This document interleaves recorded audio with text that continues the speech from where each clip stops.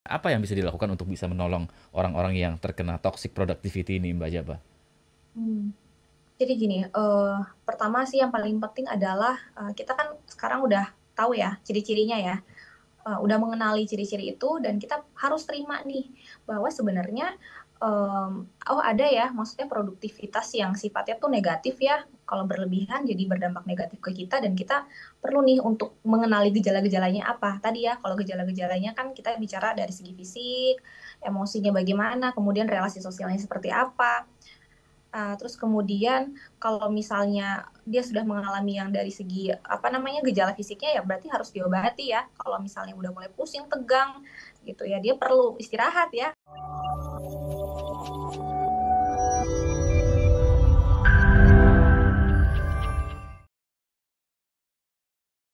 Kadang-kadang kita disemangati dengan sebuah nasihat bahwa hari ini harus lebih baik dari hari kemarin, hari esok harus lebih baik dari hari ini. Sebetulnya itu memang sesuatu yang baik ya untuk kita terus memacu, memperbaiki diri, produktif begitu ya. Tapi hati-hati jika sudah ada gejala-gejala dari tubuh kita yang mengeluhkan lelah, itu mungkin harus kita ngerem nih untuk bisa menormalkan kembali supaya jangan sampai terjadi gangguan mental, gangguan kesehatan mental sahabat Sonora. Nah, Mbak Jaba terkait dengan toxic productivity. Jadi istilah toxic productivity ini sebetulnya apa dan bagaimana kita bisa menyikapi fenomena toxic productivity ini? Oke, iya Mas Yudi. Jadi toxic productivity ini adalah situasi di mana seseorang itu lebih mengedepankan atau lebih mengutamakan produktivitasnya dibandingkan dengan kebutuhan kesehatan fisik ataupun kesehatan mentalnya dia.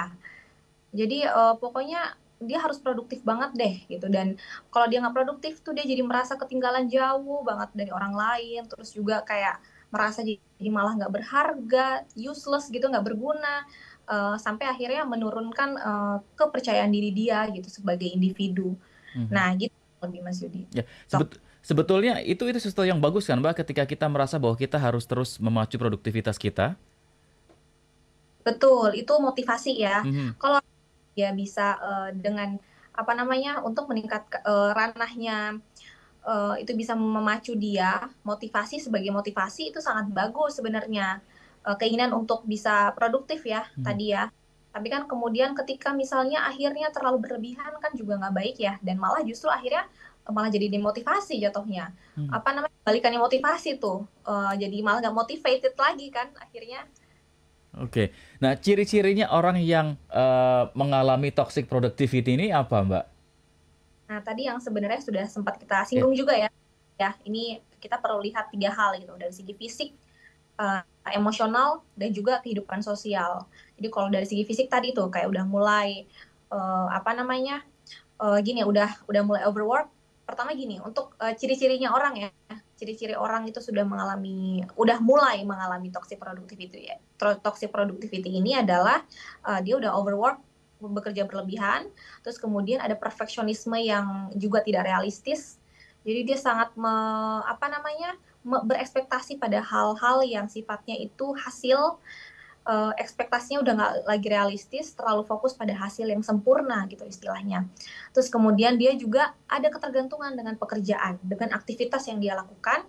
Jadi kalau misalnya dia nggak melakukan aktivitas-aktivitas tertentu, ya dia bisa sampai bahkan mungkin cemas, dan disertai dengan rasa takut ketinggalan gitu, takut akan kegagalan. Itu ciri-cirinya ya. Terus akhirnya juga mulai tadi ya karena di overwork dia mengabaikan kesehatan dan juga dia mulai mengorbankan hubungan relasi dengan orang terdekat. Jadi udah mulai minim tuh waktu bersama keluarga misalnya, nongkrong sama temennya juga udah lumayan sangat-sangat jauh terbatas dibandingkan sebelumnya gitu. Mhm. Lah, kemudian untuk orang yang mengalami ciri-ciri tadi, apakah ada yang bisa dilakukan untuk menolongnya supaya tidak semakin parah, Mbak? Ini kan berarti aspek fisiknya terganggu, potensi sakit ya, kemudian mentalnya juga, dan termasuk sosial ya. Artinya dia tidak punya waktu yang cukup untuk bersosialisasi, berinteraksi dengan teman, sahabat, atau mungkin dengan eh, keluarganya begitu ya. Apa yang bisa dilakukan untuk bisa menolong orang-orang yang terkena toxic productivity ini, Mbak Jaba? Hmm. Jadi gini, pertama sih yang paling penting adalah kita kan sekarang udah tahu ya ciri-cirinya ya, udah mengenali ciri-ciri itu dan kita harus terima nih bahwa sebenarnya oh ada ya maksudnya produktivitas yang sifatnya tuh negatif ya kalau berlebihan jadi berdampak negatif ke kita dan kita perlu nih untuk mengenali gejala-gejalanya apa tadi ya kalau gejala-gejalanya kan kita bicara dari segi fisik, emosinya bagaimana, kemudian relasi sosialnya seperti apa. Terus kemudian kalau misalnya dia sudah mengalami yang dari segi apa namanya gejala fisiknya ya berarti harus diobati ya. Kalau misalnya udah mulai pusing, tegang gitu ya, dia perlu istirahat ya. Bisa langsung apa namanya berikan jeda waktu untuk lebih meluangkan waktu lebih untuk istirahat. Terus kalau misalnya memang perlu ada yang diobati, segera obati gitu kan.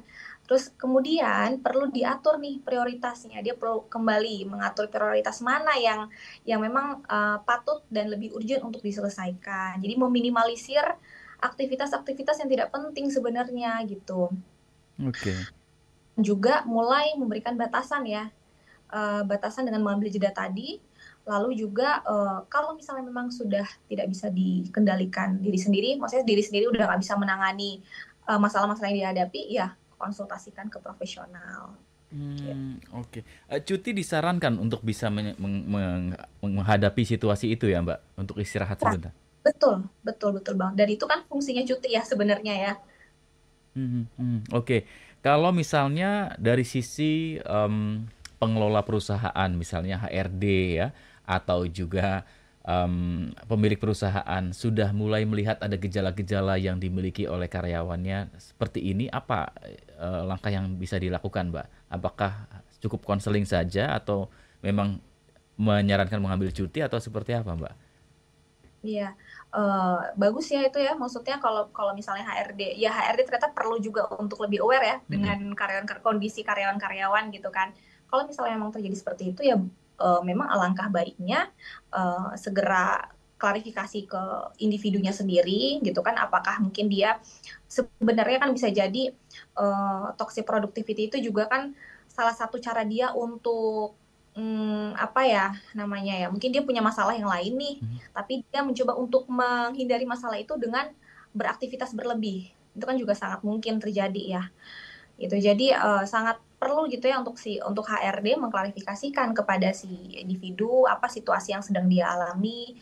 Kalau misalnya memang tidak, apa, butuh untuk dikonsultasikan, silakan dikonsultasikan dan diberikan jeda waktu ya untuk, istirahat tadi itu. Mhm. Bahaya yang paling mungkin terjadi jika itu dibiarkan, toxic productivity ini apa, Mbak? Mungkin Mbak Jaba punya pengalaman profesional nih menangani klien-klien yang punya masalah seperti ini, Mbak?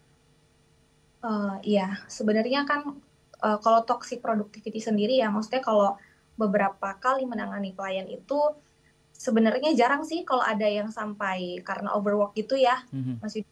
Yang berpikir, mungkin, kita nih orang Indonesia tuh kan suka sekali bersosialisasi tuh ya. Jadi alhamdulillahnya mereka tuh istilahnya nih dari pagi sampai sore mungkin kerja, siangnya mereka masih mau meluangkan waktu untuk ketemu sama teman. Nah, itu sebenarnya salah satu hal yang positif dari culture kita. Makanya tadi kalau ada istilah apa namanya, hustle culture itu kayaknya kurang tepat ya untuk diadopsi dengan orang-orang Indonesia, karena sebenarnya kita tuh orangnya sosialisasi banget gitu. Komunal kan culture-nya gitu. Jadi kalau di lapangan saya jujur, eee, nggak ini sih, nggak terlalu banyak gitu ya yang terkait dengan karena dia overproduktif, tapi memang mungkin overproduktif itu karena bisa jadi peralihan dari masalah yang lain. Mmm, Pengalihan Tuh, isu.